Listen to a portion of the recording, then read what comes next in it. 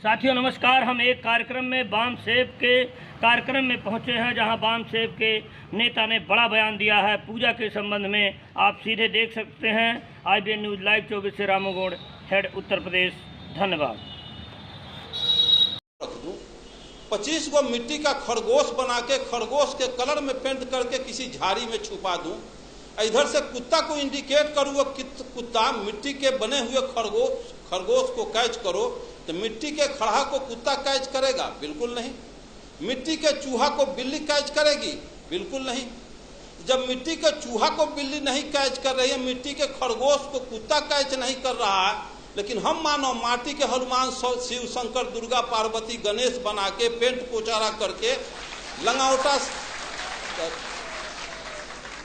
लंगौटा साया साड़ी ब्लाउज पहना के हम कर जोड़ के गिड़गिड़ाते हैं कि हे हनुमान जी, हे दुर्गा जी, हम पर कृपा करो। तो हनुमान के पास बैंक बैलेंस है कि 10-20 हजार से कृपा कर देगा? वो माटी के दुर्गा के पास लैंड प्रॉपर्टी है कि पटना में 2-4 कट्ठा रजिस्ट्री जमीन का कर देगा? इसका मतलब हम मानव असल नकल के पहचान करने में कुत्ता बिलाई से भी बदतर हैं। साथियों, आप अच्छी तरह से जानते हैं व्यवहार में, लेकिन ज्ञान के अभाव में हम रियलिटी पर नहीं पहुंच पाते हैं। जब यह दर्शन है कि ऊंची नीची भूमि अच्छी पैदावार नहीं दे सकती, ऊंची नीची भूमि अच्छी पैदावार नहीं दे सकती, उभर खाभर रोड रास्ता अच्छी गति प्रदान नहीं कर सकती, तो जिस समाज में ऊंच नीच छुआछूत के भेदभाव रखने वाले लोग क्या समाज राष्ट्र का कल्याण कर सकते हैं?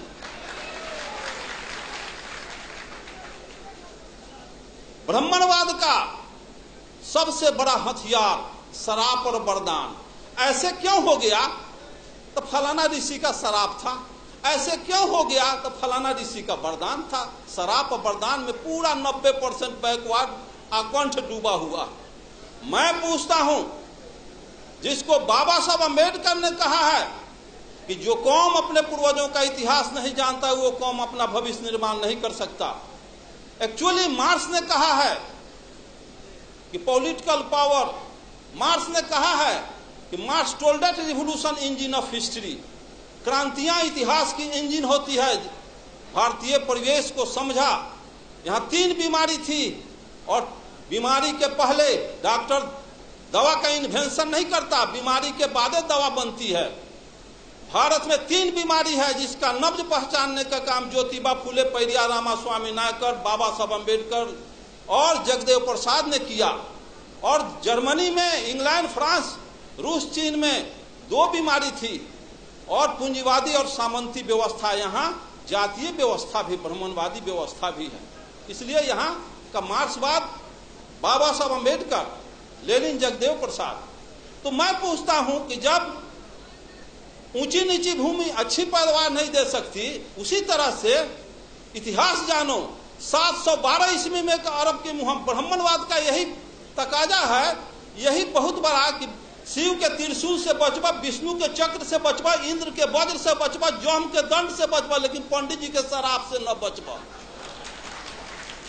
चंद्रलोक पर भी चले जाओगे, धह लकड़ी लेखन जड़ जाओगे।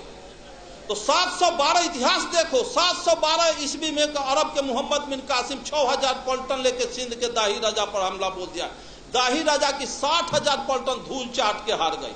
1026 में मोहम्मद गजनी 30,000 फौज लेके पंजाब, राजस्थान होता गुजरात पहुंचा। वहां ब्राह्मणवाद के प्रबल दूत सोमनाथ के मंदिर को ध्वस्त कर दिया।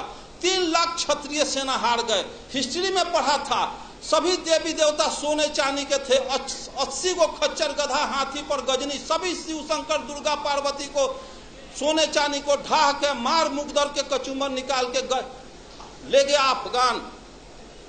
फिर 1193 में गोरी के 12,000 फौज के सामने पृथ्वीराज चौहान के 80,000 फौज धूल चाट के हार गई। सभी मंदिरों को ढा दिया, देवी देवता कबाड़ के ले गया। फिर पानीपत की पहली लड़ाई 1526 में त्राइन के युद्ध में बाबर के 12,000 फौज के सामने राणा संगा की 60,000 फौज धूल चाट के हार गई। तो एक तरफ कहते हो कि शिव के त्रिशूल, विष्णु के चक्र, इंद्र के वज्र, जम के दंड से बचोगे, पंडित के शराब से न बचोगे।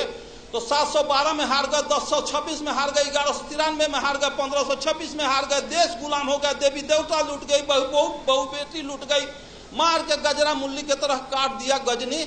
और किसी को सरापना नहीं था कि गजनी गोरी को अंग्रेज को शराप देता तो बॉर्डर के वहीं पर लकड़ी लेखन धो धो जड़ जाता। तो ये शराब किसके लिए? ये तो कोयरी कुम्हार कानू कलवार तो यहाँ मुल्हर पर फंसौले बारी गुह गोबर खिया के अब पेशाब पिला के यही हमारा दही चूड़ा खिलाएगा, यही दान दक्षिणा देगा। चलो उससे तक शराब। मैं पूछता हूँ कि इस रास्ते से बिजली की तार गई है, इसमें करंट प्रवाहित हो तो उसको तार को छुएगा आज तो करंट आज मारेगा कि 6 महीना के बाद मारेगा?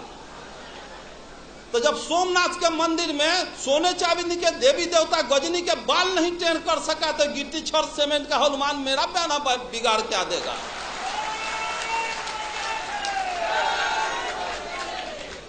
और यहाँ के मूलवासियों का एक ही उपाय है जो मेश्राम साहब का तो सुने ही और सुनेंगे।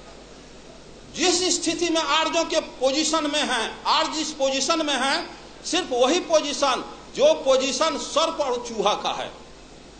सर्प जाता है चूहे के बनाया हुआ घोंसला में, घर में बिल में प्रवेश करता है और घरवैया को उसके बाल बच्चा को भी खा जाता है, उसको भी खा जाता है और घरवो दखल कर लेता है।